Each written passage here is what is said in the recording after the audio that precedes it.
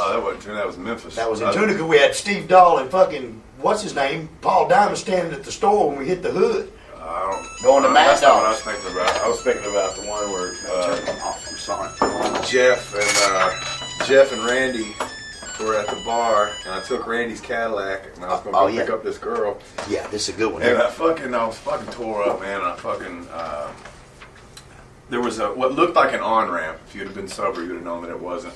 And it was over by like a waste plant or something like that. I don't know, but I start going up, and I think I'm getting on the interstate, and I fucking wreck right into it was some like metal wall. Where he's at? Where he's at? Wait, but before that, the cop let me go. It's a concrete fucking metal brick wall because the road ends. You got to turn right to go to the shit factory, electric company, or whatever it is. But the part I forgot the part before that though, which was the main thing. If the guy would have took me to jail, I never would have wrecked. Oh yeah, so it's your fault. Yeah, it's your fault. But no, so the guy pulls me over. And this one I remember when I had the blonde stripes in the hair and everything. I had no driver's license. I ran a stop sign, and the cop pulls me over, and I start getting out of the car. And just as my head comes out, I heard him go, "Wolfie D," and I thought, yes, you know, I got license, some out of this one. He goes, "Wolfie D, you know you just ran that stop sign." I said, "What stop sign?" He said, "That one right back there." I said, "Man, I'm sorry." I said, "I ain't from around here, man." I said, I didn't see it. I said, "I'm headed over here to pick up Jeff Jarrett or something like that." Throw them names. We throw them names. Yeah, Jeff, Bill, Lawler. I throw them names. He said, "Well, listen here. You be careful and have yourself a good evening." And let me go just like that. If you'd have asked to see my license or anything, I wouldn't have had one. I mean, but they knew that. We're wrestlers. Yeah. So anyway, then later, a few minutes later is when I tried to get on the interstate and hit that thing. He was on the side street next to it, and the road was fucking dead ended, brother. Yeah, Wolfie doing 70. He thinks he's on the interstate cruising. But tell him what you did for Jeff Jarrett. See, Jeff paid you back. Another Jeff. Jeff had been riding with us, and his white and red double J hat was from WWF. He just flew in. Was in the car. This is what he thinks about now. And I remember thinking, because I wanted to just get away, I didn't want the cops to come and go to jail, so I just wanted to get away from the car. And I shut the door and it locked, and then I happened to look in there and I seen that hat box in there where Jeff had it, and I thought, oh fuck. If the cops come, they're going to see that, and they're going to think it was Jeff, and he's going to get in trouble, and he's going to fire me. Holy shit. So I took a fucking rock and I busted out the windshield to get back in the car to get the hat box. Locked the keys in the car. And look, so then how far do you walk? All the way around the Memphis Loop. It's 12 miles. It's clocked it. I've told everybody in the world every time we pass that spot, that's where Wolfie Wreck carried Jeff's hat box all the way to Summer. Hitchhiked the whole way. 12 miles. Took me, I don't know how many hours. At least it was sun up when I got to the hotel. Walking on the side of the interstate with a hat box and my thumb out. And, man, a double J hat. One exit before where I was going, somebody stopped and picked me up, that whole time. And I got there. Fucking told Randy what happened. He went back, and the cop was there when he got back. I mean, they were mad. He didn't get much trouble. No, but because Memphis is fuck. Brian Christopher, you need to move. That's why Brian's so buck fucking wild. Nashville too. Matter of fact, this interview's over. We're all leaving. There's both these towns, man. We can get away with any fucking thing. Not anymore though. Well, remember the story? I was doing 105 miles an hour and a 50. And the cop pulled me over. And you remember when we were talking about that the other day, you and Kim and Monica, and he called. He said, "Is Wolfie D there?" And the old lady said, "Nah." And I said, "No, tell me the police," because the police had me in the back of the car. And he's like, "Little Dundee." Man, I got to give me Wolfie D's number. Remember me and Kim? You talking about y'all drove back to Harding Place the cops was gonna let me go as long as Wolfie D come to pick me up. It's 3 o'clock in the morning. I'm like, fuck, well, he gonna come get me. Keep dialing. Yeah, Wolfie, you coming to get me? Wolfie's like, man, goddamn Dundee, I'm gonna say I don't give a fuck. This cop wants to talk wrestling, you come and get me. But I mean, shit like that just don't happen, man. It really don't. And nowhere does it happen. When you guys started in Memphis TV, you'd already been in wrestling for 6 years.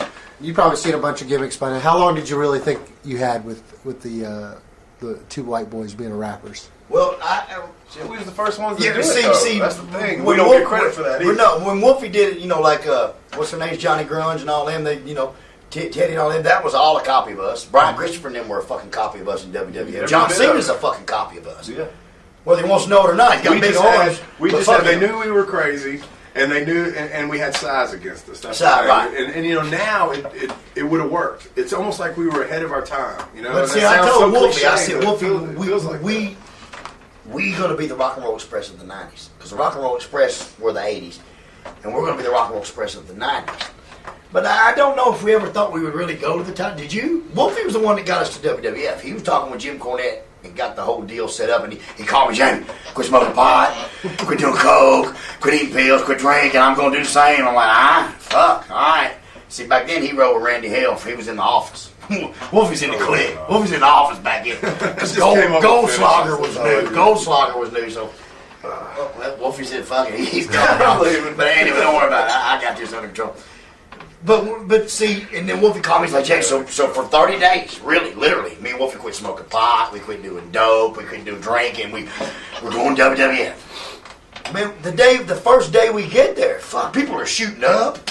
They're fucking snorting shit. They're all banging Tammy Fitch, Candido's old lady. I mean, I hate to talk about Candido when he's gone, but he knew it. You know, I mean, it was fucking off the chain. And me and Wolfie's like. I mean, like I said, my first day, Davey Boy gives me 5 somas. I'm fucking in my underwear in the lobby and shit, flopping around. I mean, so then we were like, well, fuck it. We're going to party. But then I just took it way too far. And I'm sorry, pal. If it wasn't for me, you'd still be there. Yeah. We'd have that little rapper doll. You would have yours out. Everything happens for a reason. Mm-hmm. Fuck, we weren't good at that environment. No, because we didn't play by the rules. But the thing is, and this is what I've always said, I think in the ring we had fun, out of the ring we had fun. We never stopped having fun. We never took it too serious. My dad says this still to this day. He can talk to me on the telephone and say, oh, that's fucking JC Ice. I got to go by. Me and Wolfie never separated Kelly Wolf and Jamie Dundee from JC Ice and Wolfie D. Because we really couldn't. Because that's really who we were. Especially at that time. Mm-hmm. And then we were getting over and we were getting paid a little bit. I mean, we went from fucking just having fun. 20 to we had way too much fun because we had so much fun that I fucking cost us our WWF career. And you know what? I still have a broken rib right here, and I've come to the conclusion that I'm going to sue you. I'm going to sue Wolfie. He kicked the shit out of me when I was fucked up on them songs. The Shamrock story the time before. Wolfie was kicking me so hard. He said, "Jamie, you wouldn't. I thought you was dead. I was kicking you so hard in the ribs, and I still now know that." Rib 3 and 4 below the 7th vertebrae is your fault, and I'll see you in court. Yeah. Davey Boy had him shaving creamed on the floor too. Right before we supposed to go to the ring, Jamie's passed out. I get up. Davey Boy's got shaving cream all over him, and I'm trying to wake him up. Wake up! God damn it. Yeah. But then Shamrock didn't want none. Then we went to the ring and we had a good time. And then Undertaker caught you playing with your dick. He did. I don't think that story came up the first time. Was the dick trick. Everybody in the world knows about it. I kind of told you. Boy, did I not land my dick tricks on Mexican girls in Mexico? Man, did I not do my dick tricks in Canada and Mexico and everywhere else? Your penis is world renowned. My penis is that big, but it's famous. Now, Wolfie, he hung like a donkey. That D stands for Wolfie Dick. It's like that long. But it don't matter. Like I said, what about that story you called me the other day about? What? Me and you and Mitch Ryder in Shelbyville, Tennessee. What? And that poor young girl.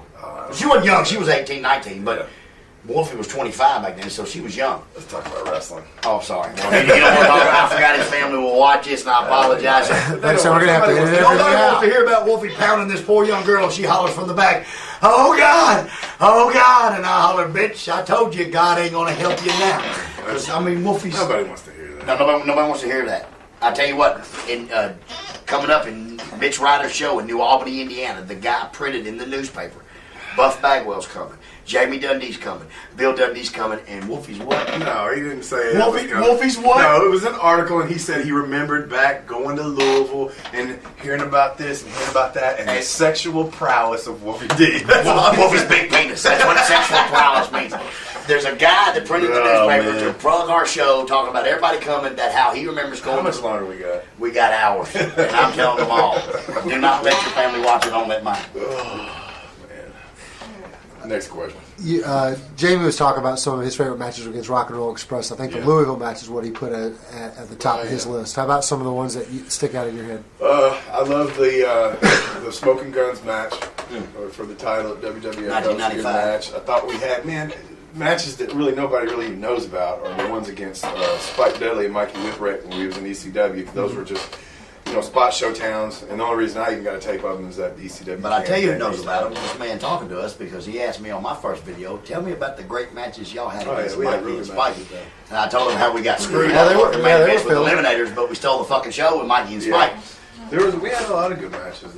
I love every match we ever had's good. The Texas Death match in Memphis against Rock and Roll. Rock and Roll, very good. The cage match from Tommy and Doug for the hair, and there's a lot of matches that when I did Slash for TNA. Now we're on Slash. I gotta go. There was a lot of matches there. I thought me and Brian had some good matches against what's their names, the Cowboys, AMW. James Storm. I liked a lot of those. Did you like it better than ours? Well, really? No, man, don't make me cry. Oh, Jamie. I'll bring it up just to stick it in here, Jamie. But I was going to bring up a little bit of this discussion about you starting with TNA. You were there from the very beginning, pretty much, before it got on TV. Mm-hmm. How did you get your job with TNA? I did one job there before you get going. I did a job for that Felix the boat guy. The little black guy. You were Dark Match Kid. No, I was not. It made TV. I was the comment. That was my tryout. Jeff called me. Actually, Jeff's name again comes up. Jeff's name comes up again. He called me and he was like, "Hey man, I'm thinking about doing this new deal." Blah blah. In the very early stages, he's like, "Man, can you?" He wanted me to make him. He knew I was at the time. I was messing around with Photoshop and stuff, and I was trying to get my own. Like graphics thing going on, doing logos for people and stuff like that. Wolf can draw. Yeah, Wolf can. But he wanted me to get him a logo. He said it's called TNA, Total Nonstop Action. I went, okay. So I fiddled around with some stuff, and then it turned into, I actually, when it first started, I was the one printing the tickets. I was making the tickets for them. I did a lot of stuff on the inside, and that was another time where I was kind of back out of wrestling again. I wasn't wrestling at all. And then the more I started seeing what he was fixing to do, I was like, man, I want to get in this, And, how much was the original logo you're doing? None. They once I just helped them at the baby stages and got, like I said, with those tickets and stuff like that. And then once they started really getting the ball rolling, of course, Jeff don't need me. I think it was Jeff. I think it was Jeff just fucking with me. Come on, I'll give you just draw something. Fuck it, Jamie, you can't draw. No, I can't. I will use one to draw. Yeah, not draw houses, draw fucking pictures. That's what. I think Jeff just wanted to. But anyway, I was doing that, and I was doing it pretty much free of charge for him. And so then when the first show came around, I was like, Jeff, man, I want to work, man. And I don't know if he felt like he owed it to me for doing that for him or what, but he put me in that on that first show. And then I kind of worked sporadically at the beginning until they found me a partner. Sporadically? Yeah, sporadically. Wolfie uses big words in life too, y'all. Mollusk and things like that. I don't know. I'm looking at this sheet here, and you were working pretty much every week on this. Yeah. For 6 months. Maybe 1 or 2 weeks off. Well, there was a few at the beginning here and there, but then once I got Brian in there, see, I had so many partners. They started me out with one person. I had Sin, I had Brian Lee, I had Flash. But that was typical of their booking at the time. Do you think it was you or them? Yeah, it was all sporadic. Was it you or them? Because when you had one partner here, baby, we wrote it to the top. Was it you or them? I don't know what it was. But Brian ended up working out very well. He was good. Huh?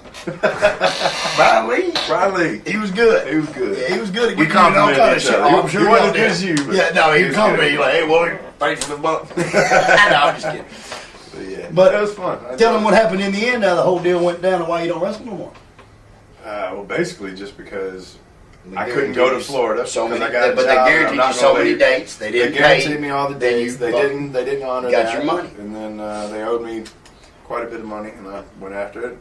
Didn't have to go to court or anything like that, but I just kept fucking pressuring him, telling him I was going to get an attorney if they didn't get my money. But they wanted to put him with the clowns, the ICP. I like the ICP. Their music's good, but and then they were telling me, Dixie told him, said, ask him if he'll go ahead and sign another contract and take half of what we owe him. I said, no. I said, you give me all of what you owe me, and then if you want to talk after that, that's fine. So your original deal was a per match basis? And it was I had to have 25 bookings, guaranteed you so much money. Half the year. It was like, out of 52 weeks, I had to work 20-something, 24. But they only give him like 7. Yeah. And then by the time the contract ran out, I said, well, we talked, of course, and he said, I'm going to get my money. Fuck, business is business. Like we said, Jeff, we love you. You gave us our first break, but business is business. A lot of that was